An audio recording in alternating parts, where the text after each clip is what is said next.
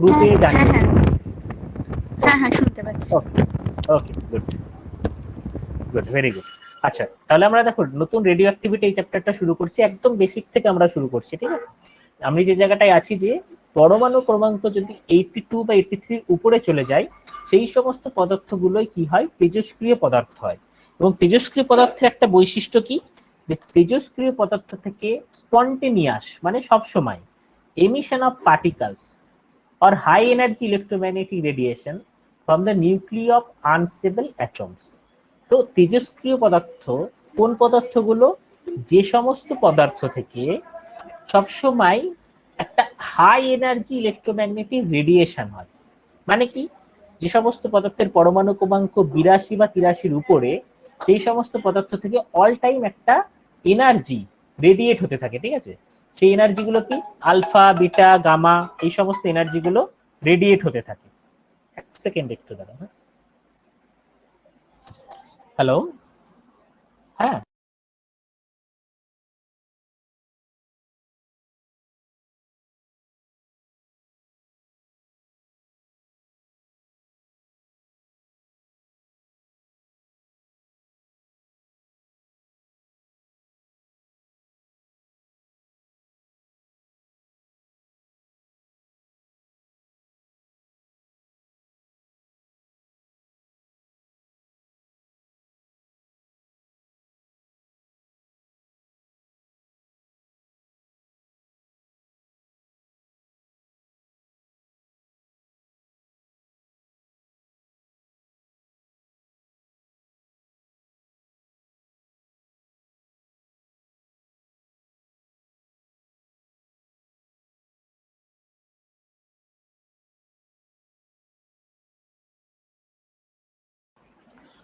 ওকে, sorry একটা call এসেছিল actually. ওকে, তো আমরা যে জায়গাটায় ছিলাম, যে সমস্ত পদার্থের পরমাণু ক্রমাঙ্ক 82 বা 83 উপরে, তাদের থেকে কিন্তু অল টাইম একটা রে জেনারেট হতে থাকে, একটা ইলেকট্রোম্যাগনেটিক রে জেনারেট হতে থাকে।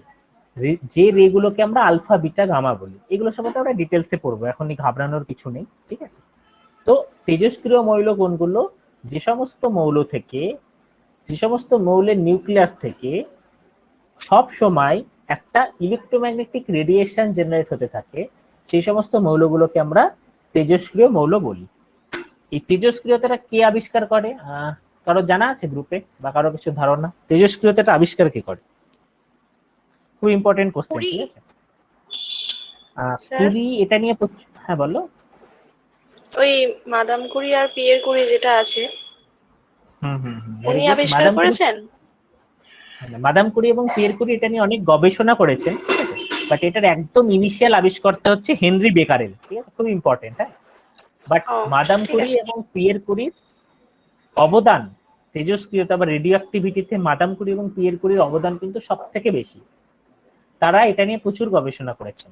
বাট যদি পরীক্ষায় কোশ্চেন জিজ্ঞেস করে যে হু ইনভেন্টেড রেডিও অ্যাক্টিভিটি, তাহলে উত্তর হবে হেনরি বেকারেল, ঠিক আছে? এটা পরীক্ষায় কিন্তু অনেকবার এই কোশ্চেনটা আসে। 1896 খ্রিস্টাব্দে হেনরি বেকারেল কিন্তু ইউরেনিয়াম নিয়ে গবেষণা করতে করতে তিনি দেখলেন যে ইউরেনিয়াম এর থেকে এক ধরনের ইনভিজিবল, দেখা যায়নি এরকম এক ধরনের রেডিয়েশন হচ্ছে। তিনি একটা ড্রয়ারের ভিতর কিছু ইউরেনিয়ামের রেখেছিলেন, তারপর সেটার কাগজের কালার চেঞ্জ হয়ে যেতে থাকে। তো তিনি কিছুতেই বুঝতে পারছিলেন না যে এটা কেন হচ্ছে, কোথাও থেকে সূর্যালোক আসছে না, কিচ্ছু হচ্ছে না, অথচ কিভাবে কালার চেঞ্জ হয়ে যাচ্ছে। তারপর তিনি সেটা নিয়ে গবেষণা করতে করতে বুঝলেন যে না, এটা ওই যে পদার্থটা আমি রাখছি তার ভিতর থেকে এক ধরনের রে জেনারেট হচ্ছে, এটা বাইরের কিছু দ্বারা প্রভাবিত হচ্ছে না। তো এইভাবেই কিন্তু তিনি তেজস্ক্রিয়তাটা আবিষ্কার করলেন। তো এক্সাম পার্সপেক্টিভে এখান থেকে ইম্পর্টেন্ট কোশ্চেন কি, এক্সাম পার্সপেক্টিভে এখান থেকে ইম্পর্টেন্ট কোশ্চেন, তেজস্ক্রিয়তা কে আবিষ্কার করেন? তিনি হচ্ছেন হেনরি বেকারেল। কত সাল? 1896। এরপরে 1898 খ্রিস্টাব্দে কিন্তু মাদাম কুরি এবং আরেকজন বিজ্ঞানী ছিল, বিজ্ঞানী স্কিমিজ, তারা থোরিয়াম নিয়ে কিছু গবেষণা করেছিলেন, ঠিক আছে? এবং খুব ইম্পর্টেন্ট যেটা 1902 খ্রিস্টাব্দে, ঠিক আছে, আমাদের এই অয়ন্তিকা যেটা বললে 1902 খ্রিস্টাব্দে কিন্তু মাদাম কুরি এবং পিয়ের কুরি এনারা লক্ষ্য করলেন যে এক ধরনের একটা রয়েছে, আকরিক রয়েছে, যেখানে তেজস্ক্রিয়তা ইউরেনিয়ামের যে তেজস্ক্রিয়তা তার প্রায় 4 গুণ। ঠিক আছে, এটা ইউরেনিয়ামেরই একটা আকরিক। আকরিক কি জিনিস জানো তোমরা? কেউ কি বলতে পারবে আকরিক এই জিনিসটা কি জিনিস? ঠিক আছে,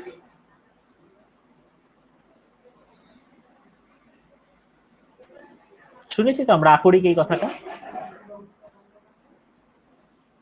বিনা, ঋত্বিকা, যে তোমরা যেটা জানো, অয়ন্তিকা। মানে যেটা মেন থাকে, যেখান থেকে আমরা পাই আর কি ওই পদার্থটা। ভেরি গুড, ভেরি গুড, ঠিক আছে, যেখান থেকে আমরা পদার্থটা পাই। তো ইউরেনিয়ামের এরকম একটা আকরিকের নাম হচ্ছে পিচ ব্লেন্ড। ঠিক আছে, ইউরেনিয়ামের এরকম একটা আকরিকের নাম হচ্ছে পিচ ব্লেন্ড। তো মাদাম কুরি এবং পিয়ের কুরি যখন গবেষণা করছেন, তখন ওনারা দেখছেন যে পিচ ব্লেন্ড থেকে ইউরেনিয়ামের প্রায় 4 গুণ তেজস্ক্রিয় রে বেরোচ্ছে। ইউরেনিয়াম থেকে যতটা রে বেরোনো উচিত তার প্রায় 4 টাইমস একটা রে জেনারেট হচ্ছে। তো তখন ওনারা ভাবলেন এই পিচ ব্লেন্ডের ভিতর নিশ্চয়ই ইউরেনিয়াম ছাড়া আরো অন্য কোনো তেজস্ক্রিয় পদার্থ রয়েছে। তখন সেটা নিয়ে গবেষণা করতে করতে কিন্তু তারা আবিষ্কার করলেন হচ্ছে রেডিয়াম। ঠিক আছে, যেটা যথেষ্ট একটা তেজস্ক্রিয় মৌল, ইউরেনিয়ামের থেকে প্রায় 4 গুণ বেশি তেজস্ক্রিয় একটা মৌল রেডিয়াম। তিনারা কিন্তু রেডিয়াম আবিষ্কার করলেন, এই কারণে কিন্তু পরবর্তীকালে তিনি নোবেল পুরস্কারও পেলেন। তো এই পিয়ের কুরি এবং মাদাম কুরি এর এই ফ্যামিলিটার একটা ইম্পর্টেন্ট বৈশিষ্ট্য কি জানো, যেটা গোটা বিশ্বে ইউনিক? কারো জানা আছে পিয়ের কুরি এবং মাদার কুরির ফ্যামিলিটা কেন গোটা বিশ্বে ইউনিক? যে কেউ এদের নাম শুনেছো তো? Madame Curie, Pierre Curie, Anushree, Urmi, নামগুলো শোনা? Madame Curie, Pierre Curie.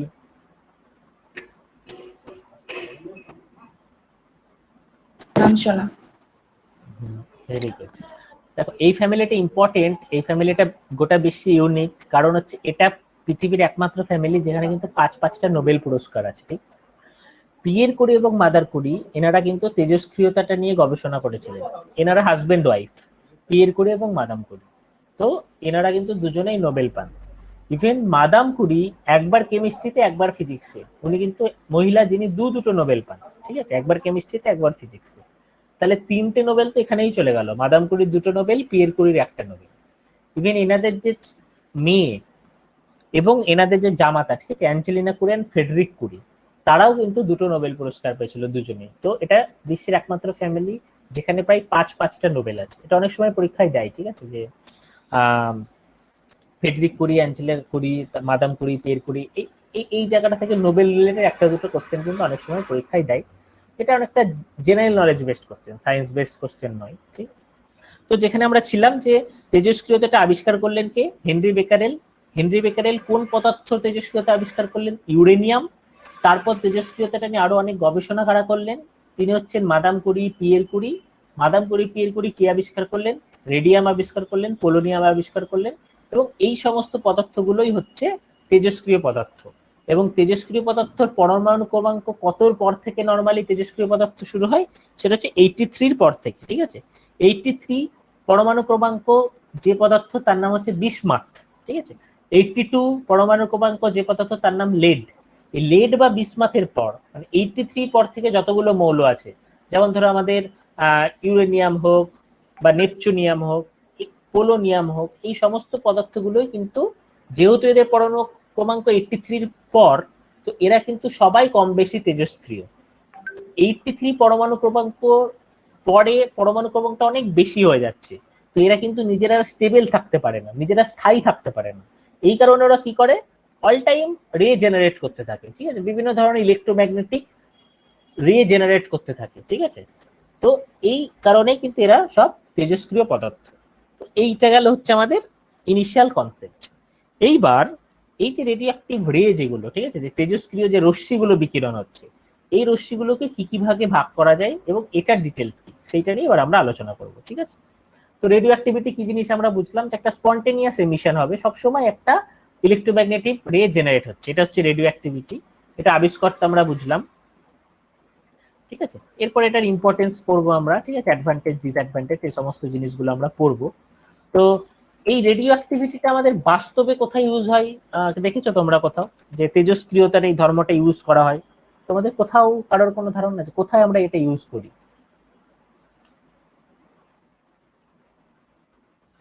কেউ কেমোথেরাপির নাম শুনেছো?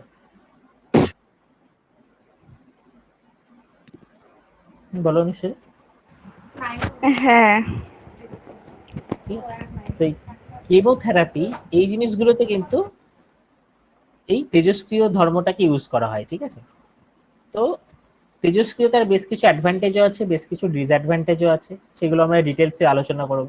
ঠিক আছে, এবং এই রেডিও অ্যাক্টিভিটি তেজস্ক্রিয়তাটা কিন্তু একটা প্রচন্ড ক্ষতিকারক একটা জিনিস। তোমরা পড়বে যে জাপানে একসময় ফুজিয়ামায় কি হয়েছিল, ওই ওদের যে নিউক্লিয়ার রিঅ্যাক্টর ছিল, মানে যেখানে নিউক্লিয়ার তোমার বিদ্যুৎ গুলো বানানো হয়, সেটা বাস্ট করে গেছিল, এবং তার ফলে কি হয়েছে, আশেপাশে প্রচুর লোক পঙ্গু হয়ে গেছিল। তো এই যে রেডিও অ্যাক্টিভিটি, এই যে তেজস্ক্রিয়তা, এটা কিন্তু প্রচন্ড ডেঞ্জারাস। ঠিক আছে, এটা তোমার কোষটাকে ড্যামেজ করে দিতে পারে। ঠিক আছে, ডায়রিয়া, ভমিটিং, ইনফার্টিলিটি, মাইগ্রেনের ব্যথা এবং মৃত্যু অব্দি এটার কারণে হতে পারে। তো রেডিও অ্যাক্টিভিটি কিন্তু প্রচন্ড ক্ষতিকারক একটা জিনিস, বাট এই যে রেডিও অ্যাক্টিভিটির কিন্তু বেশ কিছু অ্যাডভান্টেজও রয়েছে। ঠিক আছে, অ্যাডভান্টেজ কি, আমাদের মেডিকেল সায়েন্সে কিন্তু রেডিও অ্যাক্টিভিটি ব্যাপকভাবে ইউজ করা হয়। কোন কোন জায়গায় ইউজ করা হয় আমরা ডিটেলসে পড়বো। ঠিক আছে, এই যে কেমোথেরাপি বলো, ঠিক আছে, বা ধরো তোমার গলায় যে গলগণ্ড রোগ হয়, ঠিক আছে, তো সেই সমস্ত জিনিসগুলো তোমার ঠিক করার জন্য যে আয়োডিনের একটা রেডিও অ্যাক্টিভ এলিমেন্ট হয়। তো বিভিন্ন মেডিকেলের ক্ষেত্রে চিকিৎসাজনিত কারণে কিন্তু এই তেজস্ক্রিয় পদার্থটাকে ইউজ করা হয়। তো কোথায় কিভাবে ইউজ করা হয় আমরা এগুলো ডিটেলসে পড়ব। এইবার আমাদের একটা খুব ইম্পর্টেন্ট পার্থক্য বুঝতে হবে, সেটা হচ্ছে যে এই যে নিউক্লিয়ার বিক্রিয়া আর কেমিক্যাল রিয়াকশন, ঠিক আছে, মানে আমাদের নর্মাল যে রাসায়নিক বিক্রিয়া আর এই যে নিউক্লিয়ার বিক্রিয়া, এর আগের চ্যাপ্টারে আমরা অ্যাটমিক স্ট্রাকচার পড়েছি, সেখানে আমরা বুঝেছি যে রাসায়নিক বিক্রিয়া জিনিসটা কি, বা আমাদের 9-10 এর আগেও আমরা কখনো না কখনো সায়েন্স পড়েছি। তো রাসায়নিক বিক্রিয়া জিনিসটা কি আমাদের ধারণা আছে, নিউক্লিয়ার বিক্রিয়া সম্বন্ধে আমাদের একটা বেসিক ধারণা আছে। তো তোমাদের যেটা ধারণা, যে কেউ একটু ইনপুট দিতে পারবে যে রাসায়নিক বিক্রিয়া আর নিউক্লিয়ার বিক্রিয়া তোমরা যেটা জানো এই দুটো সম্বন্ধে, যে যে যা পয়েন্ট অ্যাড করতে পারো, কিছু বলো দেখি, পার্থক্য কি হতে পারে এই দুটোর ভিতর, রাসায়নিক বিক্রিয়া নিউক্লিয়ার বিক্রিয়ার ভিতর কি পার্থক্য হতে পারে? যদি পার্থক্য নাও বলতে পারো, রাসায়নিক বিক্রিয়া বা নিউক্লিয়ার বিক্রিয়া জিনিসটা কি একটু বলার চেষ্টা করো দেখি, যে কেউ। বিনা কোনো ধারণা, যে বা যেটা তোমার ইনপুট, রাসায়নিক বিক্রিয়া আর নিউক্লিয়ার বিক্রিয়ার পার্থক্য হোক, বা যেটা ইনপুট দিতে পারবে এখানে। বিনা, তমাল, বলো।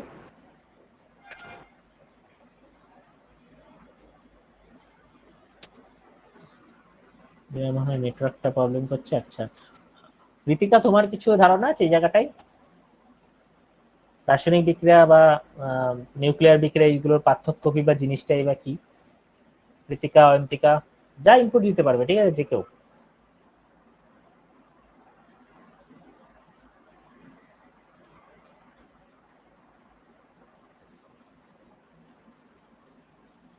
হ্যালো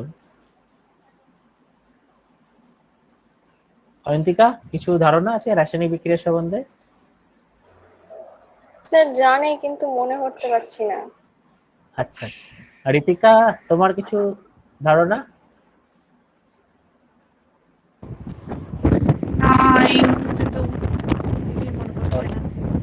ওকে, ঠিক আছে, কোনো প্রবলেম নেই। ঠিক আছে, শুনতে থাকো ক্লাস। ঠিক আছে, কিছু জায়গা ডাউট হলে কিন্তু অবশ্যই জানিও। ঠিক আছে, গ্রুপে হোক বা ভয়েসে তোমরা জানিও। ঠিক আছে, কিছু ডাউট হলে কিন্তু ফেলে রেখো না। হ্যাঁ, তোমরা অনেকে নতুন জয়েন করেছো, তো মাঝখান থেকে হয়তো কিছু ডাউট হতে পারে, বা যারা পুরনোও আছো, নতুন চ্যাপ্টার, কিছু কিছু জায়গা হয়তো ডাউট আসতেই পারে। তো কিছু জায়গা বুঝতে না পারলেই কিন্তু আমাকে আটকিও, জিজ্ঞেস করো, দাদা এই জায়গাটা বুঝতে পারলাম না, আরেকবার একটু রিপিট করো। ঠিক আছে, আমি আরেকবার রিপিট করে দেবো। বাট কোনো জায়গায় কিন্তু তোমাদের ডাউট হলো, বুঝলে না, চুপ করে থেকে গেলে, এরকম কিন্তু করো না। তাতে করে কিন্তু তোমাদেরই জায়গাটা স্কিপ হয়ে যাবে। ঠিক আছে, সহজ চ্যাপ্টার, কঠিন চ্যাপ্টার নয়। সামান্যতম কিছু ডাউট হলেও আমাকে আটকিও, আমি আরেকবার রিপিট করবো। ঠিক আছে, দেখো, তো রাসায়নিক বিক্রিয়া নিউক্লিয়ার বিক্রিয়ার পার্থক্য কি? রাসায়নিক বিক্রিয়ায় কি হয়, আমরা যেদিন আমরা অ্যাটমিক স্ট্রাকচার পড়েছি, যে একটা ধরো সাপোজ সোডিয়াম ক্লোরাইড, আমাদের যে সাধারণ লবণ, ঠিক আছে, আমরা যে লবণটা খাই, এই লবণটার সংকেত হচ্ছে সোডিয়াম ক্লোরাইড। তো এই সোডিয়াম ক্লোরাইড কি করে তৈরি হলো, সোডিয়ামের একটা অণু, ঠিক আছে, এনএফ, আর ক্লোরিনের একটা পরমাণু, সোডিয়ামের একটা পরমাণু, ক্লোরিন একটা পরমাণু। সোডিয়াম হচ্ছে ধাতু যেহেতু, তো এ কি করবে, একটা ইলেকট্রন ছেড়ে দেবে, এ হয়ে যাবে Na+, আর ক্লোরিন কি হবে, ওই ইলেকট্রনটা গ্রহণ করে নেবে, দিয়ে হয়ে যাবে Cl-। তো এরা পরপর দিয়ে একসাথে একটা তড়িৎযোজী বন্ধন করবে, ঠিক আছে, মানে এ তোমার একটা ইলেকট্রন ছেড়ে দিয়ে Na+ হয়ে গেল, ক্লোরিন একটা ইলেকট্রন গ্রহণ করে নিয়ে Cl- হয়ে গেল, NaCl একসাথে এরা যোগ হয়ে লবণ তৈরি হয়ে গেল, সোডিয়াম ক্লোরাইড। তো এইটা হচ্ছে একটা রাসায়নিক বিক্রিয়া। রাসায়নিক বিক্রিয়ায় কি হয়, ভ্যালেন্স ইলেকট্রন মানে আমাদের যোজ্যত ইলেকট্রন যেগুলো, মানে যে সমস্ত ইলেকট্রন গুলো একদম বাইরের কক্ষপথে ঘুরে বেড়াচ্ছে, তারা অংশগ্রহণ করে, ঠিক আছে। তো রাসায়নিক বিক্রিয়ায় কিন্তু ইলেকট্রন গুলো অংশগ্রহণ করে, বাট আমাদের এই যে নিউক্লিয়ার রিয়াকশন হচ্ছে, যেটা আমাদের নিউক্লিয় বিক্রিয়া যেটা, ঠিক আছে, সেই ক্ষেত্রে কি হয়, প্রোটন নিউট্রন এরা অংশগ্রহণ করে, ঠিক আছে। মানে কি হয় ব্যাপারটা, যেমন ধর ইউরেনিয়াম, ইউরেনিয়াম যখন নিউক্লিয়ার বিক্রিয়া হয়ে যাবে, ইউরেনিয়াম ভেঙে হয়তো ইউরেনিয়ামের নিউক্লিয়াসই ভেঙে যাবে, দিয়ে আরো হয়তো দুটো পদার্থ তৈরি হয়ে গেল। মানে এখানে এই নিউক্লিয়ার বিক্রিয়ায় নিউক্লিয়াসই ভেঙে যায়, নিউক্লিয়াসের প্রোটন নিউট্রন আলাদা হয়ে যাচ্ছে। তো আর রাসায়নিক বিক্রিয়ায় কি হচ্ছে, নিউক্লিয়াসের কিন্তু কিছু ভাঙাভাঙি হচ্ছে না, যা ভাঙাভাঙি হচ্ছে বাইরের কক্ষের ইলেকট্রন। এটা হচ্ছে একটা প্রথম পার্থক্য। 2 নম্বর পয়েন্টটা দেখো তো, এই পার্থক্যটা বোঝা যাচ্ছে নাকি, না কিছু ডাউট আসছে? কারো কোনো ডাউট হলে জিজ্ঞেস করবে, ঠিক আছে। এই পার্থক্যটা বোঝা গেল যে রাসায়নিক বিক্রিয়া এবং নিউক্লিয়ার বিক্রিয়ার একটা পার্থক্য, সেকেন্ড পার্থক্যটা।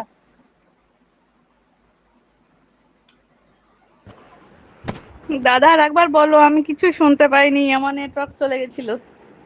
ও আচ্ছা, ঠিক আছে, আমি আরেকবার রিপিট করছি। হ্যাঁ, ওয়াইফাইটা গন্ডগোল করছে রে আরো। আচ্ছা আচ্ছা আচ্ছা, ঠিক আছে, আমি আরেকবার রিপিট করে দিচ্ছি, ঠিক আছে। দেখো, রাসায়নিক বিক্রিয়া এবং নিউক্লিয়ার বিক্রিয়া, রাসায়নিক বিক্রিয়ায় কি হয়, যে যোজ্যতা কক্ষে যে ইলেকট্রন গুলো থাকে একদম বাইরের কক্ষে, ঠিক আছে, যেমন সোডিয়াম, সোডিয়ামের আমরা পরমাণু ক্রমাঙ্ক কত জানি, 11। তো সোডিয়ামের পরমাণু ক্রমাঙ্ক 11, মানে সোডিয়ামের প্রথম কক্ষে থাকবে দুটো ইলেকট্রন, পরের কক্ষে থাকবে, ডিটেলস আমি একটু দেখাই তোমাদের, তাহলে আরো ভালো বুঝতে পারবে।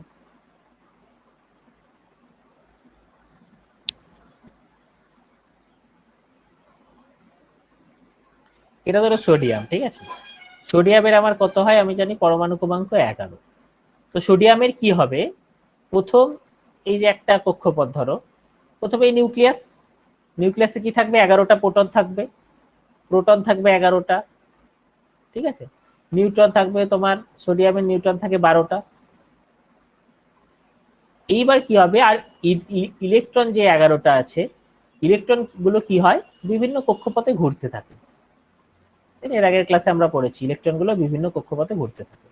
তো প্রথম প্রথম কক্ষপথে ধরো এরকম দুটো ইলেকট্রন থাকে, পরের কক্ষপথে 8টা, আর একদম বাইরের কক্ষপথে বাকি যে একটা ইলেকট্রন আছে, এই ইলেকট্রনটা ঘুরে বেড়াবে। এইবার সোডিয়াম কি করবে, যেহেতু এই বাইরের কক্ষপথে মাত্র একটা ইলেকট্রন, ও চাই সবসময় অষ্টক পূর্ণ করতে, মানে বাইরের কক্ষে 8টা ইলেকট্রন রাখতে।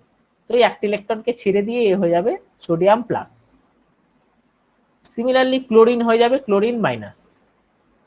এই দুটো একসাথে যুক্ত হয়ে যাবে সোডিয়াম ক্লোরাইড, যেটা আমাদের সাধারণ খাওয়ার লবণ। তো এইটা হচ্ছে একটা রাসায়নিক বিক্রিয়া, যেখানে কারা অংশগ্রহণ করছে, ইলেকট্রন গুলো অংশগ্রহণ করছে। বাট যেটা নিউক্লিয়ার বিক্রিয়া, তাতে কি হবে, নিউক্লিয়াসের ভিতর যে প্রোটন এবং নিউট্রন গুলো আছে, তারাই অংশগ্রহণ করবে, পদার্থটাই চেঞ্জ হয়ে যাবে, ঠিক আছে। তো ইউরেনিয়াম একটা রয়েছে, ইউরেনিয়াম থেকে হয়তো আরো দুটো পদার্থ উৎপন্ন হলো, এবং এতে অংশগ্রহণ করছে প্রোটন আর নিউট্রন গুলো। তো এইটা হচ্ছে একটা নিউক্লিয়ার বিক্রিয়ার উদাহরণ। তো রাসায়নিক বিক্রিয়া নিউক্লিয়ার বিক্রিয়ার একটা পার্থক্য কি, রাসায়নিক বিক্রিয়া অংশগ্রহণ করে যোজ্যতা কক্ষের ইলেকট্রন গুলো, নিউক্লিয়ার বিক্রিয়া অংশগ্রহণ করে প্রোটন নিউট্রন গুলো। এটা হচ্ছে একটা পয়েন্ট। বোঝা গেল বিনা বা অন্য সবাই, পার্থক্য কি কি, একটা একটা করে আমরা পার্থক্য। হ্যাঁ, বুঝতে পেরেছি। ওকে, গুড। নেক্সট হচ্ছে যে সিমিলারলি রাসায়নিক বিক্রিয়ায় কি হয়, এই যে বন্ড, এই যে এইখানে এই পদার্থটা কি করে তৈরি হলো, তাই না, সোডিয়াম ক্লোরাইড কিছুই না, সোডিয়াম আর ক্লোরিন এই দুটোর ভিতরে একটা বন্ড বন্ড তৈরি হলো, যেটাকে আমরা বলি কি তড়িৎযোজী বন্ধন, তাই না, সেই ছোটবেলায় পড়েছিলাম তড়িৎযোজী বন্ধন, সমযোজী বন্ধন, ঠিক আছে। তো একটা ইলেকট্রিক একটা তোমার বন্ড তৈরি হলো, তড়িৎযোজী বন্ধন তৈরি হলো, দিয়ে সোডিয়াম ক্লোরাইড তৈরি হলো। তো এইটা হচ্ছে একটা রাসায়নিক বিক্রিয়ার উদাহরণ। বাট নিউক্লিয়ার যে বিক্রিয়া হয়, ঠিক আছে, এই যে সূর্যের ভিতর ধরো অসংখ্য হাইড্রোজেন মিলে হিলিয়াম তৈরি হচ্ছে, ঠিক আছে। তো এইগুলো কিন্তু হ্যালো, আচ্ছা আচ্ছা আচ্ছা।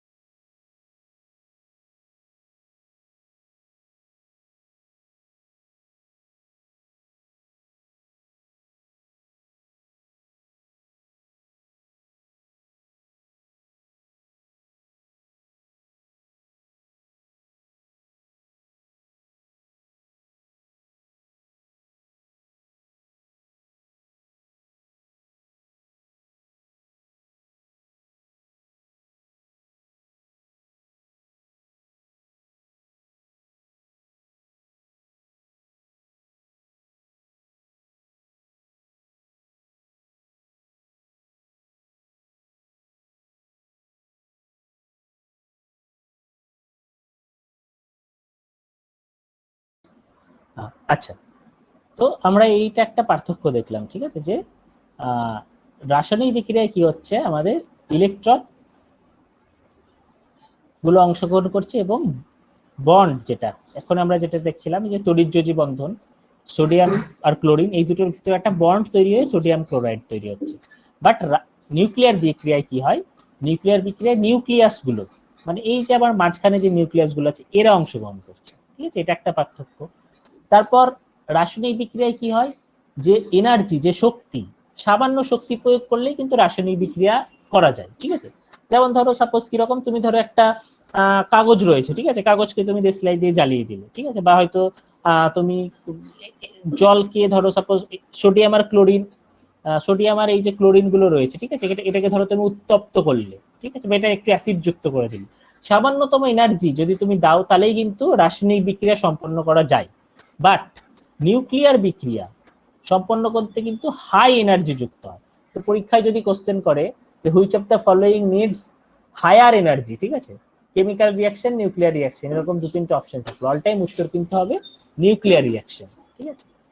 আর একটা পার্থক্য কি, যে তাপমাত্রা, চাপ বা কোনো অনুঘটক, ঠিক আছে, অনুঘটক কি জিনিস, যে একটা বিক্রিয়া চলছে, তাতে আমি একটা অন্য কোনো পদার্থ মেশাবো, তাতে বিক্রিয়ার গতিবেগটাকে আমি প্রভাবিত করব, বিক্রিয়ার গতি প্রচন্ড বেড়ে যাবে বা বিক্রিয়ার গতি কমে যাবে, সেইগুলোকে বলা হয় অনুঘটক। তো চাপ বা তাপ বা অনুঘটক এইগুলো দিয়ে রাসায়নিক বিক্রিয়াকে প্রভাবিত করা যায়, কিন্তু চাপ, তাপ, অনুঘটক এগুলো দিয়ে নিউক্লিয়ার বিক্রিয়াকে প্রভাবিত করা যায় না, ঠিক আছে। তো এইগুলো হচ্ছে কি আমাদের বিভিন্ন কেমিক্যাল রিয়াকশন আর নিউক্লিয়ার রিয়াকশনের পার্থক্য। তো এইটা কিন্তু পরীক্ষা পার্সপেক্টিভে খুব ইম্পর্টেন্ট, ঠিক আছে, যে কেমিক্যাল রিয়াকশন আর নিউক্লিয়ার রিয়াকশনের কি পার্থক্য, বা আমাদের নিজের বোঝার পার্সপেক্টিভেও খুব ইম্পর্টেন্ট, রাসায়নিক বিক্রিয়া এবং নিউক্লিয়ার বিক্রিয়ার কি কি মেন ফারাক। এইটা বুঝে যাওয়ার পর আমাদের যেটা ইম্পর্টেন্ট জায়গা যেটা আসছে, যে রেডিও অ্যাক্টিভ যে এলিমেন্ট গুলো থাকে সেটা কি কি ধরনের হয়। একটা হচ্ছে ন্যাচারাল রেডিও অ্যাক্টিভ এলিমেন্ট, ঠিক আছে, মানে যেটা প্রকৃতিতে আমরা পাই, যেমন পোলোনিয়াম, ঠিক আছে, পোলোনিয়াম থেকে শুরু করে যেগুলো আমাদের প্রকৃতিতেই পাওয়া যায়, যেগুলো আলাদা করে তৈরি নয়, আর্টিফিশিয়াল নয়, ঠিক আছে, যেমন ধরো পোলোনিয়াম, রেডিয়াম, এই সমস্ত জিনিসগুলো প্রকৃতিতেই পাওয়া যায়। তো এইগুলো হচ্ছে ন্যাচারাল রেডিও অ্যাক্টিভ এলিমেন্ট। আর আর্টিফিশিয়াল রেডিও অ্যাক্টিভ এলিমেন্ট কোনগুলো, যেগুলো আমরা তৈরি করি, ঠিক আছে, যেটা আমাদের কৃত্রিম রেডিও অ্যাক্টিভ এলিমেন্ট। এরকম অনেক রেডিও অ্যাক্টিভ এলিমেন্ট যেগুলো বিজ্ঞানীরা নিজেরা তৈরি করেছেন, সেটাকে বলা হচ্ছে কৃত্রিম রেডিও অ্যাক্টিভ এলিমেন্ট। যেমন ধরো নাইট্রোজেন, নাইট্রোজেনকে একটা হিলিয়াম দিয়ে আঘাত করে অক্সিজেনের এই একটা আইসোটোপ তৈরি করা হয়েছে 8O17। তো এইটা হচ্ছে একটা কৃত্রিম রেডিও অ্যাক্টিভ এলিমেন্ট। তো এইটা হচ্ছে type of radio active element, দু ধরনের, একটা হচ্ছে প্রাকৃতিক, একটা হচ্ছে কৃত্রিম, ঠিক আছে। এরপর আমরা বিভিন্ন রে গুলো পড়বো, যেটা খুব ইম্পর্টেন্ট, আলফা, বিটা, গামা, এটা সম্বন্ধে আমরা ডিটেলসে দেখবো। এই জায়গাটা খুব সহজ, আলফা, বিটা, গামার রের জায়গাটা। তার আগে তোমরা দেখো তো এই নিউক্লিয়ার আর রাসায়নিক বিক্রিয়ার পার্থক্য, আর এই যে দু ধরনের যে আমি রেডিও অ্যাক্টিভ এলিমেন্ট বললাম, যে একটা প্রাকৃতিক আর কৃত্রিম, বা এইটুকু আমরা যেটুকু পড়লাম, কোথাও থেকে কারোর কোনো জিজ্ঞাসা বা কিছু জায়গা বুঝতে পারছো না এরকম হচ্ছে না যে কেউ, বিনা বা অনুশ্রী, অয়ন্তিকা,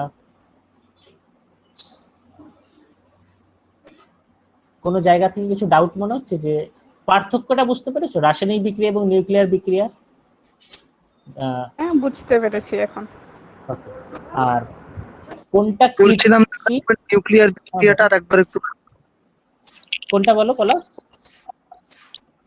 ওই নিউক্লিয়ার রিঅ্যাকশন যেটা ওই জায়গাটা একটু। আচ্ছা, এই জায়গাটা আমরা একটা পার্থক্য করছিলাম যে রাসায়নিক বিক্রিয়া নিউক্লিয়ার বিক্রিয়ার পার্থক্য কি কি, ঠিক আছে? তো নিউক্লিয়ার বিক্রিয়ার সবসময় কি হয়, নিউক্লিয়াসের ভিতরে যেগুলো থাকে প্রোটন, নিউট্রন, ইলেকট্রন এরা অংশগ্রহণ করে, বাট রাসায়নিক বিক্রিয়ায় যোজ্যতা কক্ষে যে ইলেকট্রন গুলো থাকে, একদম বাইরের কক্ষে যে ইলেকট্রন গুলো থাকে তারা অংশগ্রহণ করে। এটাই হচ্ছে মেন পার্থক্য। তাছাড়া রাসায়নিক বিক্রিয়ায় সামান্য এনার্জি দিলেও হয়ে যায়, নিউক্লিয়ার বিক্রিয়ায় প্রচুর হাই এনার্জি লাগে। রাসায়নিক বিক্রিয়া তুমি চাপ বা তাপ বা একটা অনুঘটক যুক্ত করে প্রভাবিত করতে পারো, ঠিক আছে? একটা অনুঘটক দিয়ে দিলে রাসায়নিক বিক্রিয়ার বেগ বিশাল বেড়ে গেল। নিউক্লিয়ার বিক্রিয়া কিরকম চাপ বা তাপ এইগুলো দিয়ে প্রভাবিত করা যায় না। তো এইগুলো হচ্ছে কয়েকটা ইম্পর্টেন্ট রাসায়নিক বিক্রিয়া এবং নিউক্লিয়ার বিক্রিয়ার পার্থক্য। বোঝা গেল পলাশ? হ্যাঁ ঠিক আছে দাদা। আচ্ছা, এরপর আমরা দেখছিলাম যে রেডিও অ্যাক্টিভ এলিমেন্ট কি কি ধরনের হয়। একটা প্রাকৃতিক রেডিও অ্যাক্টিভ এলিমেন্ট, যেমন পোলোনিয়াম, রেডিয়াম, কারণ প্রাকৃতিক কেন, এটা প্রকৃতিতেই পাওয়া যায়, ঠিক আছে? আর একটা হয় কৃত্রিম রেডিও অ্যাক্টিভ এলিমেন্ট, যেটা আলাদা করে বানানো হয়েছে। যেমন ধরো নাইট্রোজেনকে একটা হিলিয়াম দিয়ে আঘাত করে একটা অক্সিজেনের এই H2O বানানো হয়েছে, এটা একটা কৃত্রিম রেডিও অ্যাক্টিভ এলিমেন্ট, ঠিক আছে? তো এইটা হচ্ছে আর একটা পার্থক্য। একটা খুব ইম্পর্টেন্ট কোশ্চেন, যে কৃত্রিম radio activity, artificial radio activity প্রথম কে আবিষ্কার করে, ঠিক আছে? এটা হচ্ছে ফ্রেডরিক জুলিয়াট। 1934 খ্রিস্টাব্দে তিনি কিন্তু এটাকে আবিষ্কার করেন, 1934, ঠিক আছে? ইনিও ছিলেন হচ্ছে মাদাম কুরির জামাতা, আইরিন কুরির বর, ঠিক আছে? তো ইনি কিন্তু এটা আবিষ্কার করলেন আর্টিফিশিয়াল রেডিও অ্যাক্টিভ এলিমেন্ট। এবং প্রথম যদি বলা হয় যে প্রথম আর্টিফিশিয়াল রেডিও অ্যাক্টিভ এলিমেন্ট কোনটা, তাহলে কিন্তু এই H2O, এটা কিন্তু আমাদের রাদারফোর্ড প্রথম আবিষ্কার করে। H2O, এটা হচ্ছে প্রথম আর্টিফিশিয়াল রেডিও অ্যাক্টিভ এলিমেন্ট, ঠিক আছে? তো আর্টিফিশিয়াল রেডিও অ্যাক্টিভ এলিমেন্ট আমরা কি শিখলাম, যে এটার প্রথম কার মাইন্ডে আসে বা প্রথম এটা কে আবিষ্কার করেন, এরকম যদি জিজ্ঞেস করে তাহলে বল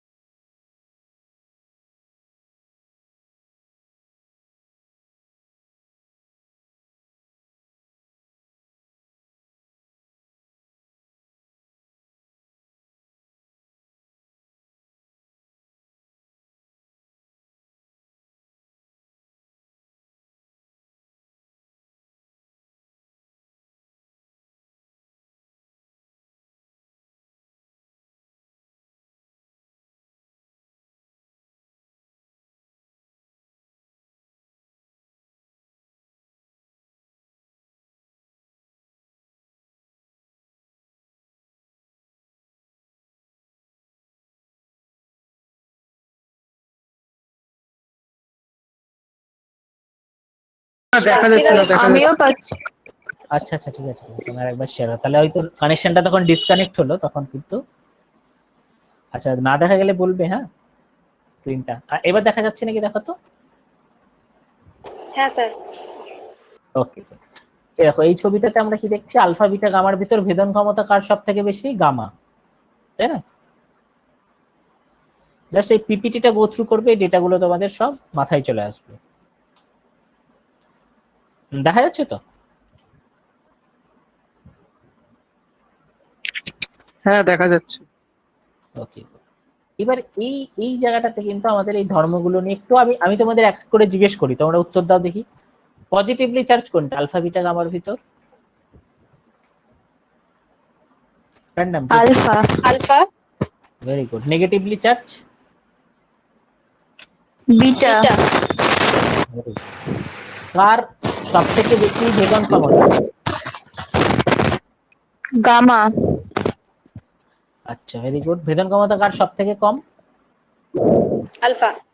আলফা। আচ্ছা, কার আয়োনাইজেশন পাওয়ার কার সব থেকে বেশি?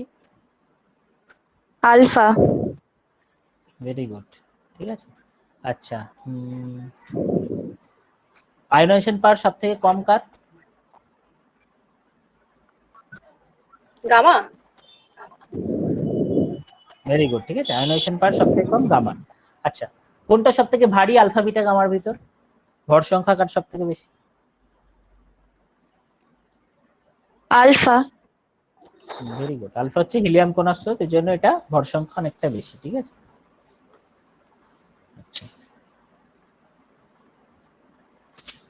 আচ্ছা, কোনটা ডিফ্লেক্ট হবে বলতো?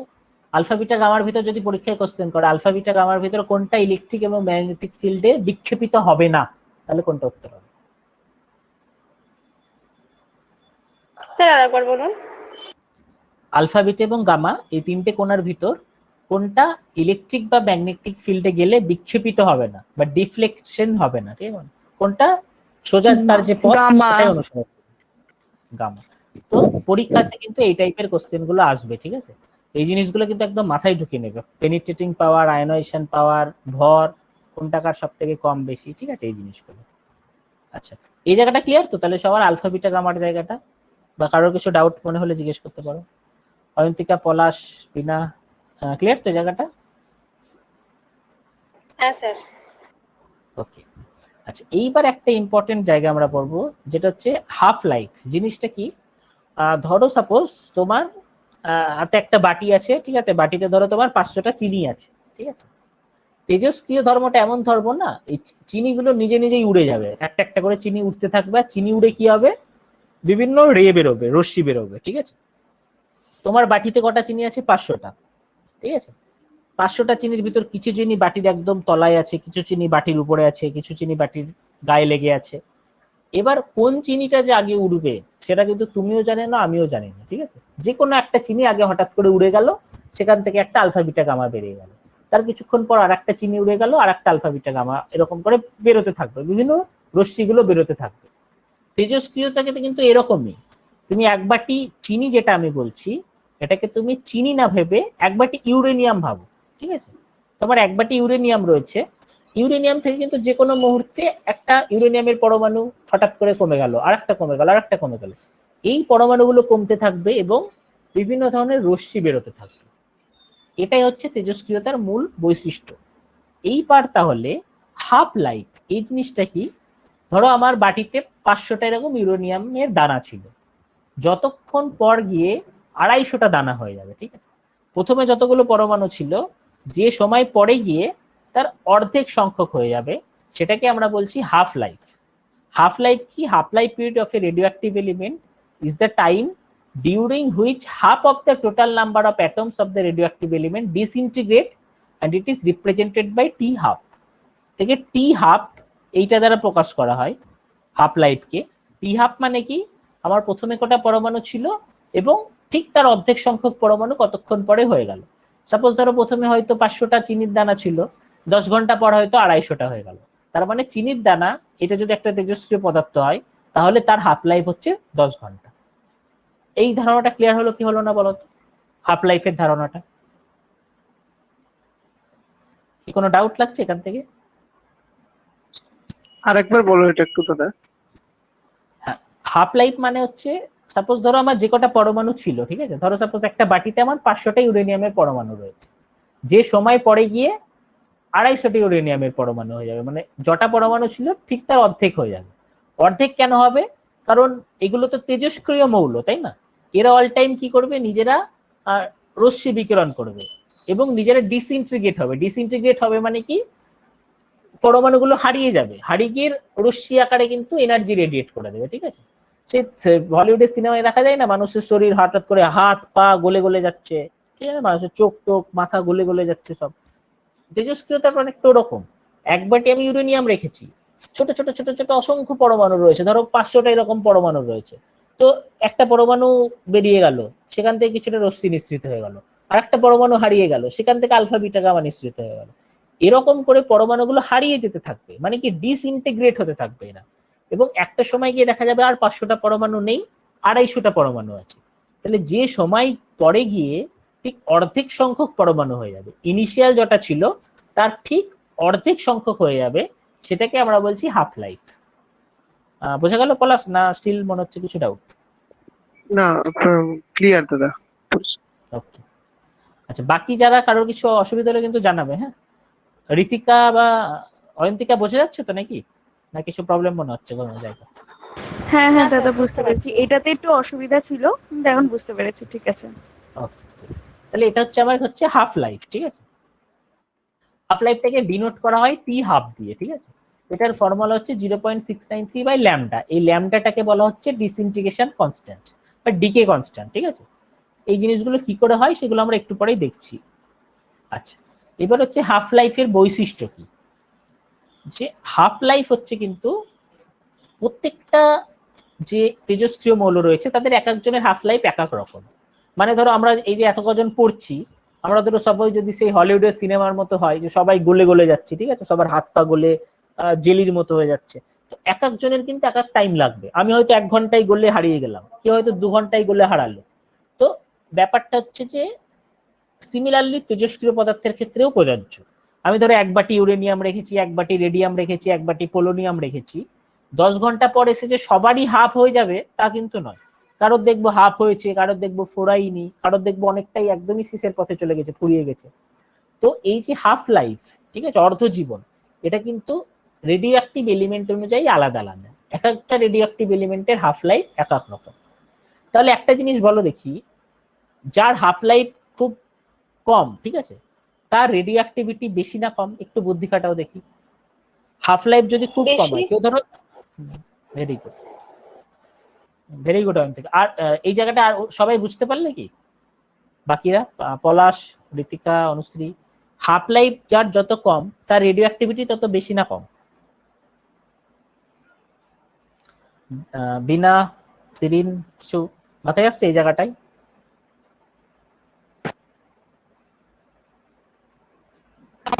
জিনিসটা করে যাচ্ছে, বেশি বেশি করে বুঝতে পারছি। টেম্প করছে। আচ্ছা, হ্যাঁ সিরিন বলো। বুঝতে পারছি না, আরেকবার বলুন। আচ্ছা দেখো, এক একটা আমার যে এলিমেন্ট গুলো রয়েছে, ঠিক আছে, সেটা কি হচ্ছে এক একটা সময়ে অর্ধেক সংখ্যক হয়ে যাচ্ছে। ঠিক আছে, কেউ ধরো 2 ঘন্টায় অর্ধেক হয়ে যাচ্ছে, কেউ 1 ঘন্টায় অর্ধেক হয়ে যাচ্ছে। তাহলে একটা জিনিস বলতো, যে 1 ঘন্টায় অর্ধেক হয়ে যাচ্ছে আর যে 2 ঘন্টায় অর্ধেক হয়ে যাচ্ছে, আমরা কাকে বেশি তেজস্ক্রিয় বলবো? যে তাড়াতাড়ি অর্ধেক হয়ে যাচ্ছে না যে দেরিতে অর্ধেক হচ্ছে?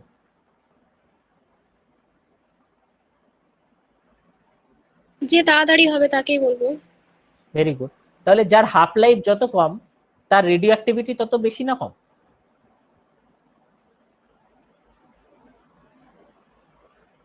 তাহলে রেডিও অ্যাক্টিভিটিও বেশি হবে। ভেরি গুড সিরিজ, এটাই। ঠিক আছে, কারো যদি আচ্ছা, বুঝতে এটাই কনসেপ্ট, ঠিক আছে, কারোর যদি কিছু ডাউট স্টিল হয় আমাকে জানিও। হ্যাঁ, তাহলে এটা কিন্তু পরীক্ষায় কোশ্চেন আসে। ঠিক আছে, যে হাফ লাইফ যার যত কম তার রেডিও অ্যাক্টিভিটি তত বেশি না কম? হয়তো 2-3টা তোমাকে এরকম অপশন দিয়ে দিল। ঠিক আছে, এইবার হচ্ছে এই হাফ লাইফটা কিন্তু কোনো এক্সটার্নাল কন্ডিশনের উপর ডিপেন্ড করে না। ঠিক আছে,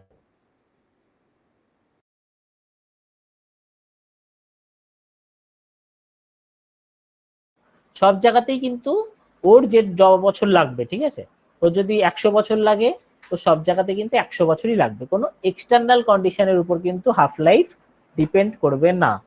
ঠিক আছে, এই হাফ লাইফ অনুযায়ী কিন্তু আমরা রেডিও অ্যাক্টিভ এলিমেন্টকে ডিটেক্ট করতে পারি। ঠিক আছে, যে কিরকম ব্যাপারটা, যে একটা আমরা পদার্থকে রেখে দিলাম, ঠিক আছে, সেই পদার্থটা কতক্ষণ পর গিয়ে হাফ হলো সেই অনুযায়ী কিন্তু আমরা ডিটেক্ট করতে পারি যে এটা কোন ধরনের রেডিও অ্যাক্টিভ এলিমেন্ট রয়েছে।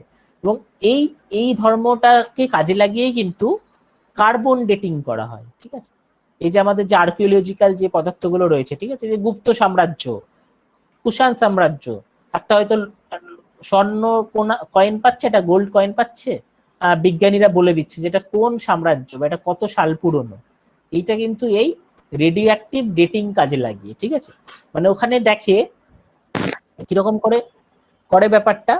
সাপোজ ধরো ওখানে দেখে যে, হ্যাঁ বলো। সেই পয়েন্টটা বলো, আমি শুনতে পেলাম না। আচ্ছা, হ্যাঁ, হাফ লাইফের এই জায়গাটা আমরা পড়ছিলাম যে এক একটা পদার্থের হাফ লাইফের কিন্তু এক এক রকম। ঠিক আছে, বিভিন্ন রেডিও অ্যাক্টিভ এলিমেন্টের হাফ লাইফ আলাদা আলাদা। আর একটা আমরা দেখছিলাম যে যার হাফ লাইফ যত কম তার রেডিও অ্যাক্টিভিটি তত বেশি। কারণ যে 1 ঘন্টায় অর্ধেক হয়ে যাচ্ছে আর যে 2 ঘন্টায় অর্ধেক হয়ে যাচ্ছে, নিশ্চয়ই যে 1 ঘন্টায় অর্ধেক হচ্ছে সে বেশি তেজস্ক্রিয়, সে তাড়াতাড়ি রে বিকিরণ করছে। তো হাফ লাইফ যার যত কম তার রেডিও অ্যাক্টিভিটি তত বেশি, এটা একটা পয়েন্ট করছিলাম। আর থার্ড পয়েন্ট আমরা পড়ছিলাম যে এই যে হাফ লাইফ, এইটাকে কিন্তু কাজে লাগিয়ে আমরা যে কোনো রেডিও অ্যাক্টিভ এলিমেন্টকে ডিটেক্ট করতে পারি, বা এইটাকে কাজে লাগিয়ে আমরা কোন পদার্থ কত পুরনো সেটা আমরা কিন্তু পরিমাপ করতে পারি। যেমন ধরো কিরকম, যেমন ধরো সাপোজ একটা মানুষের মাথার খুলি পাওয়া গেছে, ঠিক আছে? তো নর্মাল দেখা যায় মানুষের মাথার খুলিতে কার্বনের একটা আইসোটোপ থাকে, ঠিক আছে? তো সেটা হচ্ছে 6C12। মৃত্যুর পর কিন্তু আস্তে আস্তে 6C12 গুলো 6C14 এরকম পরিণত হতে থাকে। তো বিজ্ঞানীরা দেখে যে কতটা সংখ্যক কার্বন ইনিশিয়ালি ছিল আর এখন কতটা সংখ্যক আছে, ওইটা নিয়ে বিজ্ঞানী একটা ফর্মুলা লাগায় এবং কিন্তু ডিটেক্ট করে নেয় যে এটা কত বছরের পুরনো। এই ফর্মুলা টর্মুলাগুলো আমাদের না জানলেও হবে, বাট এই প্রসেসটাকে বলা হয় কার্বন ডেটিং, ঠিক আছে? যাতে করে আমরা যে কোনো পুরনো যে পদার্থগুলো রয়েছে সেটা কত বছরের পুরনো সেটা আমরা মাপতে পারি। যদি পরীক্ষায় জিজ্ঞেস করে যে কার্বন ডেটিং কোন ধর্মকে কাজে লাগিয়ে করা হয়, 4-5টা হয়তো অপশন দিয়ে দিল, সেটা কিন্তু হচ্ছে উত্তর হবে রেডিও অ্যাক্টিভিটি। রেডিও অ্যাক্টিভিটি এই ধর্মকে কাজে লাগিয়ে কিন্তু আমাদের কার্বন ডেটিংটা করা হয়। আর একটা যেটা আমাদের ধর্ম ছিল যে smaller the half life period larger it's radio activity, যেটা আমরা এখনই আলোচনা করলাম যে হাফ লাইফ পিরিয়ড যত ছোট হবে তার কিন্তু রেডিও অ্যাক্টিভিটি তত বেশি হবে। এইগুলো হচ্ছে হাফ লাইফ বা অর্ধজীবনের কয়েকটা ধর্ম। দেখো তো এই 4টে ধর্ম থেকে কারোর কোনো ডাউট লাগছে নাকি কোনো জায়গায়?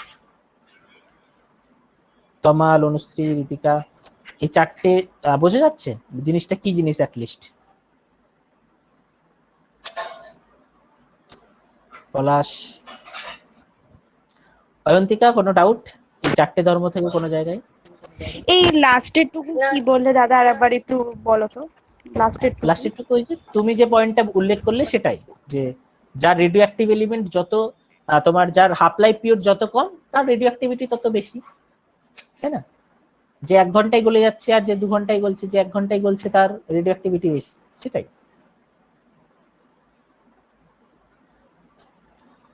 বোঝা গেল অয়ন্তিকা? হ্যাঁ বলো। হ্যাঁ স্যার, বুঝতে পেরেছি। তো এটাই হচ্ছে আমাদের হাফ লাইফ সাইকেলের ক্যারেক্টারিস্টিক্স। আচ্ছা, এইবার আমরা দেখব হচ্ছে রেডিও অ্যাক্টিভ ডিসইন্টিগ্রেশন, ঠিক আছে?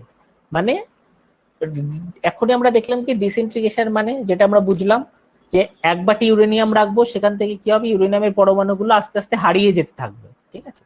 তো এটা স্পন্টেনিয়াসলি, এটা কিন্তু মানে নিজে নিজে হয়, ঠিক আছে? এরকম যে না কিছু আমি মেশাচ্ছি তবে গিয়ে ওখান থেকে রিজেনারেট হবে, না হলে হবে না, তা না। তেজস্ক্রিয় পদার্থ কিন্তু নিজে নিজেই কিন্তু রিজেনারেট হতে থাকে, আলফা, বিটা, গামা এই সমস্ত রে গুলো, ঠিক আছে? এবং এই ক্ষেত্রে খুব ইম্পর্টেন্ট যে, বলো, এক্ষেত্রে খুব ইম্পর্টেন্ট যে, হ্যালো, হ্যাঁ বলো। বলছি তাহলে কি প্রকৃতিতে তেজস্ক্রিয় পদার্থ পাওয়া যায় না? মানে ওরা তো একটা সময় রেডিয়েট করে একটা সময় তো ওরা শেষ হয়ে যাবে, ওদের হাফ লাইফ আস্তে আস্তে। হ্যাঁ, একদম। প্রকৃতিতে কিন্তু তেজস্ক্রিয় পদার্থ দিন দিন এই কারণে কমে যাবে, ঠিক আছে? যেগুলো একদম প্রাকৃতিক তেজস্ক্রিয় পদার্থ, যেমন ধর ইউরেনিয়াম, এটা কিন্তু অল টাইম নিজের বিকিরণ করতে করতে করতে করতে কিন্তু এরা অল টাইম লেডে পরিণত হয়ে যায় লাস্টে।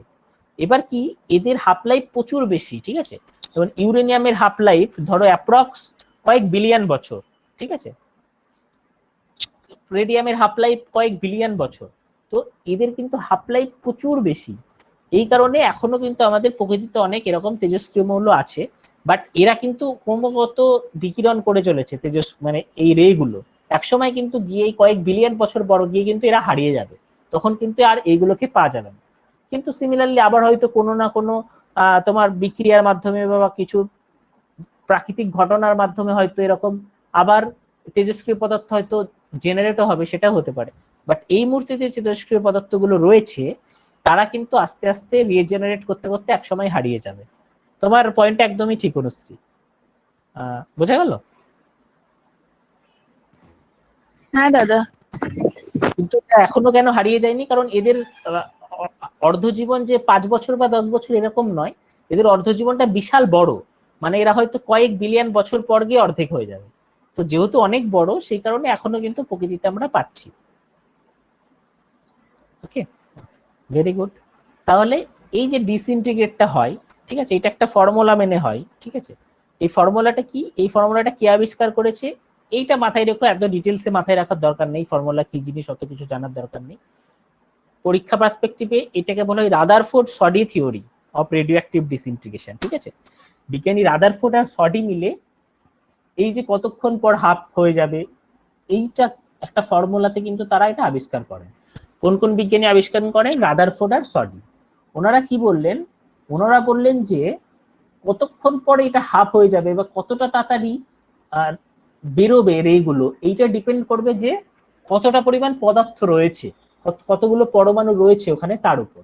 যত বেশি পরমাণু থাকবে, ঠিক আছে, মানে আমি যদি সাপোজ ধরো 10টা ইউরেনিয়াম রাখি আর একটা জায়গায় যদি 1000টা ইউরেনিয়াম থাকি, 1000টি ইউরেনিয়াম যেখানে রেখেছি সেখান থেকে কিন্তু স্পিডে বিকিরণ হওয়া শুরু করবে, তাড়াতাড়ি তেজস্ক্রিয়ও বেরোবে, যতটা না 10টা থেকে বেরোবে।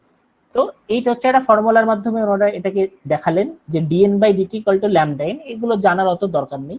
এটার মোদ্দা কথা হচ্ছে এটাই, যত সংখ্যক পরমাণু বেশি থাকবে তত তাড়াতাড়ি ডিসইন্টিগ্রেট হবে, ঠিক আছে।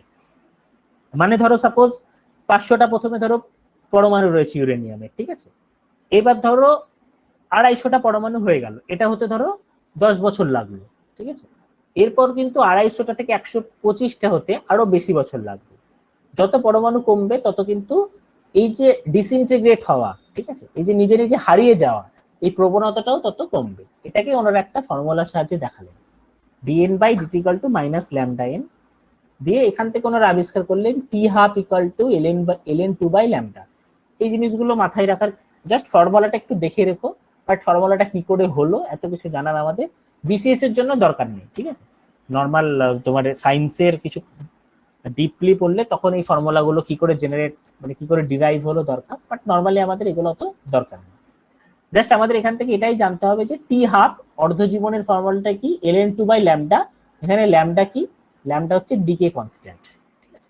আর অর্ধজীবনটা কি সেটা আমরা বুঝলাম যে যে সময়ে অর্ধেক হয়ে যাবে পরমাণুর সংখ্যাটা। আর একটা হয় অর্ধজীবন, আর একটা হয় অ্যাভারেজ অর মিন লাইফ, ঠিক আছে, গড় জীবন। অর্ধজীবনটা বোঝা গেছে। হাফ লাইফ জিনিসটা কি জিনিস সবাই? হাফ লাইফ জিনিসটা কি জিনিস? কারো কিছু ডাউট ওখান থেকে, না বোঝা গেছে ওটা?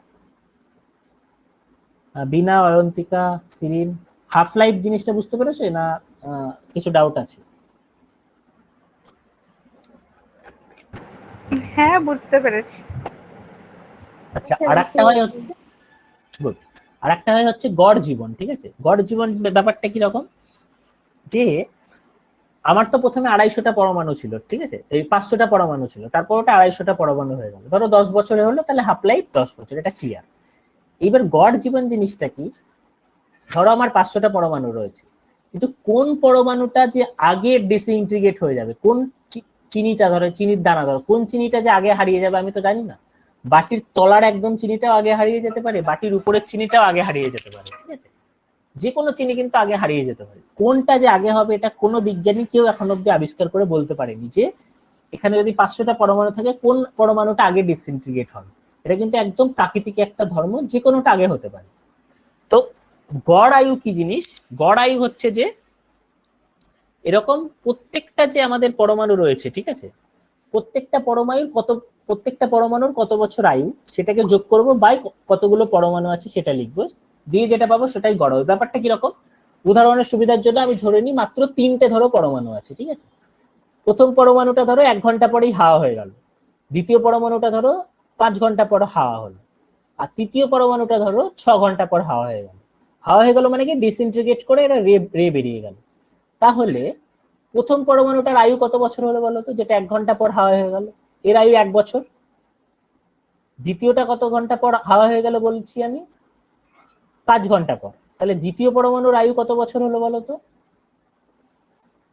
কত বছর হলো দ্বিতীয়টা?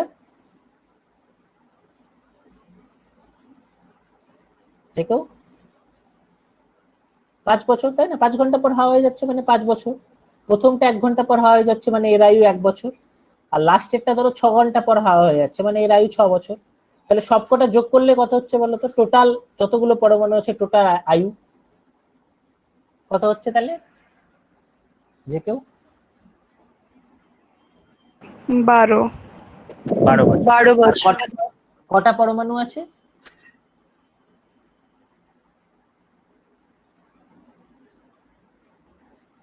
তিনটে, তাই না? তাহলে 12/3 4 বছর, এইটা হচ্ছে এর গড় আয়ু। ঠিক আছে, আমি যদি আরেকটা পরমাণু অ্যাড করে দিই তাহলে তোমাদের বুঝতে খুব সুবিধা হবে ব্যাপারটা। ধরো 4টে পরমাণু আছে, ঠিক আছে, লাস্টের পরমাণুটা ধরো 12 বছর পর হাওয়া হয়ে যাচ্ছে, ঠিক আছে, তাহলে প্রথমটা 1 বছর পর হাওয়া হচ্ছে, প্রথম পরমাণুটার আয়ু 1 বছর, পরেরটা 5 বছর পর হাওয়া হয়ে যাচ্ছে, পরের পরমাণুটার আয়ু 5 বছর, তারপরেরটা 6 বছর পর হাওয়া হয়ে যাচ্ছে, ওটা 6, লাস্টেরটা আরো 12 বছর পর হাওয়া হয়ে যাচ্ছে, ওটা 12। ঠিক আছে, তাহলে টোটাল আয়ু হচ্ছে আমার 24 বছর। ঠিক আছে, এবং আমার কটা পরমাণু আছে? 4টে, তাহলে আমার গড় আয়ু কত? 24/4 = 6 বছর। এইটা হচ্ছে গড় আয়ু। গড় আয়ুর কনসেপ্ট, প্রত্যেকটা পরমাণুর আলাদা আলাদা করে আয়ু কত বাই টোটাল কতগুলো পরমাণু রয়েছে, এটা হচ্ছে গড় আয়ুর কনসেপ্ট। আর হাফ লাইফ, অর্ধজীবনের কনসেপ্ট কি? কতক্ষণ পর অর্ধেক পরমাণু হয়ে গেল। প্রথমে পরমাণু ছিল 4টে, 1 ঘন্টা পর হয়ে গেল 3টে, আর তার 5 ঘন্টা পর আরেকটা হয়ে গেল, মানে 6 ঘন্টা পর হয়ে গেল 2টো। তাহলে 4টে থেকেই যে 2টো, যত সময় হলো সেটাই হচ্ছে অর্ধজীবন। তাহলে এটা 6 ঘন্টা সময় হলো, তাহলে অর্ধজীবন হচ্ছে কত? 6 বছর। আর গড় আয়ু কি? প্রত্যেকটার আয়ু আলাদা আলাদা করে যোগ বাই টোটাল পরমাণু, এটা হচ্ছে গড় আয়ু। তাহলে এইটা হচ্ছে হাফ লাইফ আর মিন লাইফ বা গড় আয়ু পার্থক্য। এইটা হচ্ছে কনসেপ্ট। ঠিক আছে, একটা হচ্ছে অর্ধজীবন আর একটা হচ্ছে গড় জীবন। এইটা বোঝা গেল নাকি দেখো তো, বা কারো কিছু ডাউট হচ্ছে নাকি? অর্ধজীবন আর গড় জীবনের পার্থক্যটা বোঝা গেল, মানে এই দুটো কি জিনিস আলাদা আলাদা করে, কোনটা অর্ধজীবন কোনটা গড় জীবন? অনুশ্রী, বিনা, ঋতিকা, বোঝা গেছে না কিছু ডাউট মনে হচ্ছে?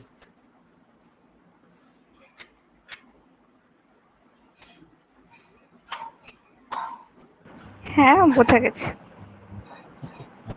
মানে ব্যাপারটা আমি আরেকবার বুঝতে না পারলে আরেকবার রিপিট করি। এটা ধরো একটা বাটি আছে, ঠিক আছে, আমার এখানে আমার ধরো এরকম 4টে পরমাণু রয়েছে, ঠিক আছে, এই পরমাণুটা ধরো 1 বছর পর হাওয়া হয়ে যায়, এই পরমাণুটা 5 বছর পর হাওয়া হয়ে যায়, এই পরমাণুটা 6 বছর পর হাওয়া হয়ে যায়, এই পরমাণুটা 12 বছর পর হাওয়া হয়ে যায়। মানে এই 12 বছর পর আমি এই বাটিতে এসে দেখবো আর কিছু নেই, সব আলফা বিটা গামা হয়ে বেরিয়ে গেছে। ঠিক আছে, 1 বছর পর এসে দেখবো এই জিনিসটা নেই, বাট বাকি 3টে পড়ে আছে। 5 বছর পর এসে দেখবো এই দুটো নেই, বাট বাকি এই দুটো পড়ে আছে। এবার গড় আয়ু কি? মিন লাইফ কি জিনিস? মিন লাইফ হচ্ছে এইটার প্রত্যেকটার যে আয়ু আলাদা আলাদা করে যোগ করব, 1 + 5 + 6 + 12 বাই টোটাল কতগুলো আমার পরমাণু আছে, টোটাল 4টে আছে, তাহলে এটা আমার কত? 24/4 = 6 বছর। তাহলে এর গড় আয়ু হচ্ছে 6 বছর। এটা হচ্ছে গড় আয়ুর কনসেপ্ট। হাফ লাইফ, হাফ লাইফের কনসেপ্ট কি? আমি এসে দেখবো কতক্ষণ পর অর্ধেক হয়ে গেছে পরমাণু। আমি 1 বছর পর এসে দেখবো এইটা নেই, তার 5 বছর পর এসে দেখবো এইটা নেই। ঠিক আছে, তাহলে আমি 5 বছর পর এসে দেখবো অর্ধেক হয়ে গেছে, কারেক্ট? 5 বছর পর আমি যখন আসবো তখন দেখবো এই দুটো আর নেই, তাহলে এর হাফ লাইফ হচ্ছে 5 ইয়ার্স। এটা হচ্ছে হাফ লাইফ আর গড় আয়ুর পার্থক্য বা এই কনসেপ্ট। 5 বছর পর এসে দেখলাম অর্ধেক হয়ে গেছে, প্রথমে 4টে ছিল, 5 বছর পর এসে দেখলাম 2টো হয়ে গেছে, তাহলে হাফ লাইফ হচ্ছে 5 বছর। এই ক্ষেত্রে গড় আয়ু মিন লাইফ হচ্ছে প্রত্যেকটা যোগ বাই নাম্বার অফ পরমাণু = 6 বছর। এটা হচ্ছে ওভারঅল কনসেপ্ট। কি ক্লিয়ার তো? বাকিরা, অয়ন্তিকা, পলাশ, অনুশ্রী, বোঝা যাচ্ছে না? স্টিল মনে হচ্ছে কিছু ডাউট হাফ লাইফ আর মিন লাইফের ফারাকে? বোঝা গেছে স্যার। তাহলে এইটা হচ্ছে আমার হচ্ছে যে, এবং এই টি অ্যাভারেজ এটাকে কি করে ডিনোট করা? 1/λ। ঠিক আছে, ল্যামডা কি? Decay constant. ঠিক আছে, এটা একটা কনস্ট্যান্ট নেওয়া হয়।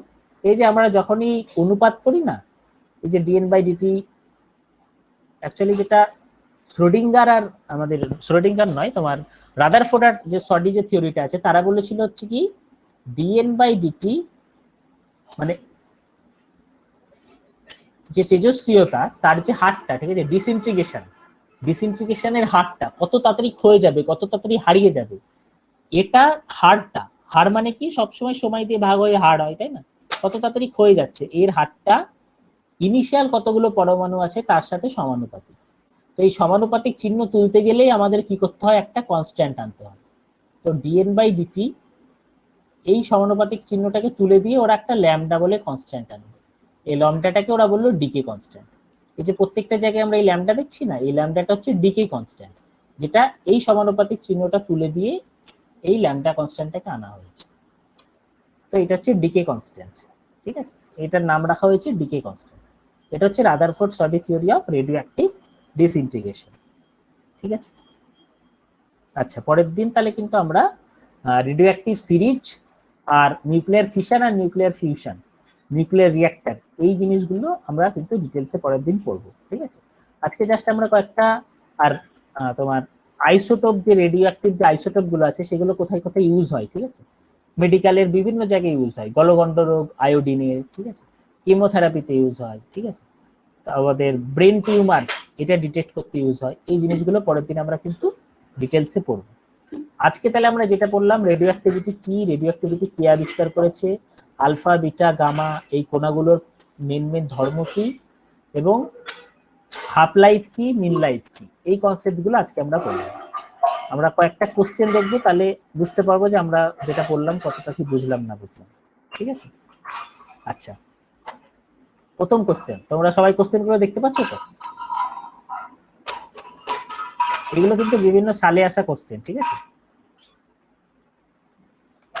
কোশ্চেন দেখা যাচ্ছে তো স্ক্রিনে? হ্যাঁ স্যার, দেখা যাচ্ছে। আচ্ছা, প্রথমটা দেখো, ট্রাই করো দেখি, তোমরা পড়ো নিজেরা।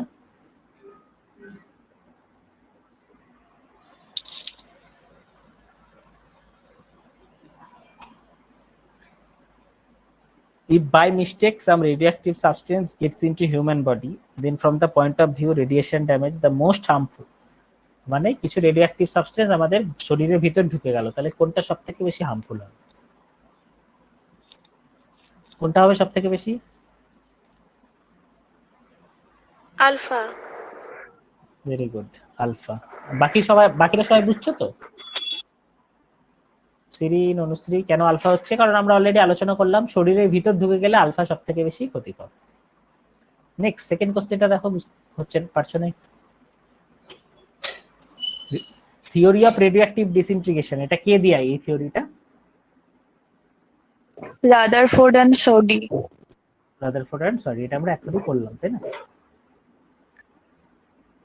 এটা গ্রুপ ডিসপ্লেসমেন্ট ল, এটা ঠিক রেডিওঅ্যাক্টিভিটি নয়, এটা অ্যাটমিক স্ট্রাকচারে একটা কোশ্চেন, এটা সোডিয়াম ফাজন, ঠিক আছে, এটা আমরা পড়বো রেডিওঅ্যাক্টিভিটিতে, এটা আমরা পরের দিন পড়বো, ঠিক আছে, গ্রুপ ডিসপ্লেসমেন্ট। আচ্ছা, এবং ইউনিট গুলো কিন্তু আমাদের পরের দিন আমরা পড়বো, ঠিক আছে। রাদারফোর্ড, কুরি, বেকারেল, এরকম তিনটে রেডিওঅ্যাক্টিভ ইউনিট রয়েছে, এই জিনিসগুলো আমরা কিন্তু পরের দিন পড়বো। আচ্ছা,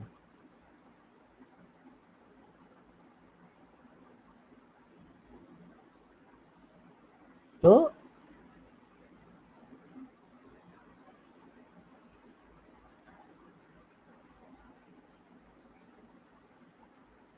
নিউক্লিয়ার রিঅ্যাক্টর, তারপর তোমার নিউক্লিয়ার ফিশন ফিউশন, এই জিনিসগুলো কিন্তু খুব ইম্পর্টেন্ট, যেগুলো আমরা কিন্তু পরের ক্লাসে পড়বো। আজকে তাহলে আমরা যেটা পড়লাম সেটা হচ্ছে কি, আলফা বিটা গামার এই ধর্মগুলো, যেটা খুবই ইম্পর্টেন্ট, আর হাফ লাইফ, মিন লাইফ, এই জায়গাগুলো কিন্তু খুব পরীক্ষা পার্সপেক্টিভে খুব ইম্পর্টেন্ট, ঠিক আছে। তো পরের দিন আমরা যেগুলো পড়বো, যে সেটা হচ্ছে এই পিপিটিটা আমি শেয়ার করে দেবো, ঠিক আছে, কারণ তোমরা একদম নতুন হলে একটু কঠিন লাগবে অনেক কিছু বুঝতে, ঠিক আছে। যদি একদম জিনিস ধরো অনেকদিন সায়েন্স পড়া নেই, হঠাৎ করে জাস্ট একটা র্যান্ডাম জায়গা পড়ছো, তো অনেক কিছু জায়গা মনে হবে যে কিছু বুঝতে পারছি না, বা এই জিনিসগুলো কি জিনিস। একদম নিউ হলে কিন্তু কিছু কিছু জায়গা প্রবলেম হবে। তো আমি এই পিপিটিটা গ্রুপে শেয়ার করে দেব, তোমরা কি করবে, বাড়িতে একবার এই পিপিটিটা গো থ্রু করবে, যে জায়গাগুলো বুঝবে না একটু নিজেরা চেষ্টা করবে, গুগল সার্চ করে হোক বা তোমাদের 9-10 বইগুলো একবার রিভাইজ মেরে হোক, তারপরেও যে জায়গাগুলো বুঝতে পারবে না সেগুলো আন্ডারলাইন করে রাখবে। পরের দিন আমি যখন ক্লাসটা করব তখন সেই জায়গাগুলো আমরা ডিটেলসে আলোচনা করে নেব। তাহলে কি হবে, তোমাদের পুরনো যে সমস্ত ডাউটগুলো ছিল সেগুলো ক্লিয়ার হয়ে যাবে, আর একদম জিনিসটাকে নতুন মনে হবে না, ঠিক আছে। কারণ একদম টপিক তোমরা ধরো অনেকদিন ডিট্যাচড রয়েছে এটা থেকে, হঠাৎ করে শুরু করলে কিন্তু একদম অনেক কিছু নতুন নতুন মনে হবে। তার থেকে বেস্ট হচ্ছে এই টপিকটা একটু বাড়িতে দেখে নেবে। তো পরের দিন এটা শুরু করার আগে কিন্তু আমি এক্সপেক্ট করব তোমরা সকলে কিন্তু বাড়িতে বেসিক একটাই চ্যাপ্টারটা একবার চোখ বুলিয়ে নেবে, ঠিক আছে? আর বাকি যে জায়গাটা আছে আমরা রেডিও অ্যাক্টিভিটি পরের ক্লাসে কমপ্লিট করে নেব, ঠিক আছে? তো আজকে যেটুকু কমপ্লিট করলাম সেটুকু থেকে কারোর কোনো কোশ্চেন বা জিজ্ঞাসা? পিপিটিটা আমি একটু পরে গ্রুপে শেয়ার করে দেবো, ঠিক আছে? আজকে যেটুকু পড়া হলো কোনো জায়গায় বুঝতে পারলে না বা কিছু জায়গা মাথার উপর দিয়ে গেল, এরকম কোনো জায়গার যা জিজ্ঞাসা জিজ্ঞেস করতে পারো কিন্তু, ঠিক আছে? আর ঋতিকা, অয়ন্তিকা, কোনো জায়গা বুঝোনি বা কিছু প্রবলেম কোনো জায়গা? বিনা, আলফা, আগে বিটা, একবার গামা? বাড়িতে পড়ে নিই, তারপরে তখন বলবো যদি প্রবলেম হয়। ওকে, আচ্ছা আমি তাহলে এই পিপিটিটা গ্রুপে শেয়ার করে দিই, ঠিক আছে? তোমরা একবার বাড়িতে এটা দেখে নাও, তারপর কোনো জায়গা প্রবলেম হলে জানিও। আর বাকি যে জায়গাটুকু থাকলো, এখনো কিছুটা জায়গা বাকি আছে, ঠিক আছে? এটা আর একদিন লাগবে এই চ্যাপ্টারটা।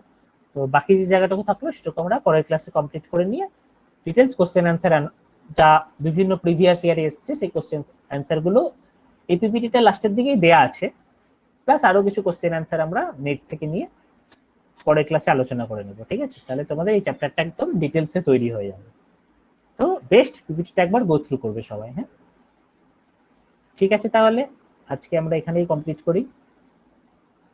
কারো স্টিল কোনো জিজ্ঞাসা থাকলে জানাতে পারো, কিছু জায়গা বুঝতে না পারলে আমাদের গ্রুপে হোক বা আমাকে পার্সোনালি মেসেজ করে হোক জানাতে পারো, ঠিক আছে? বাট মেক শিওর যে কারোর কোনো জায়গা আটকে যাতে না থাকে, ঠিক আছে? কারণ এখানে অনেকেই সায়েন্স ব্যাকগ্রাউন্ড থেকে নেই, বহুদিন আগে সায়েন্স ছেড়ে দিয়েছো, তো স্বাভাবিক বেশ কিছু জায়গা একটু কঠিন লাগতেই পারে।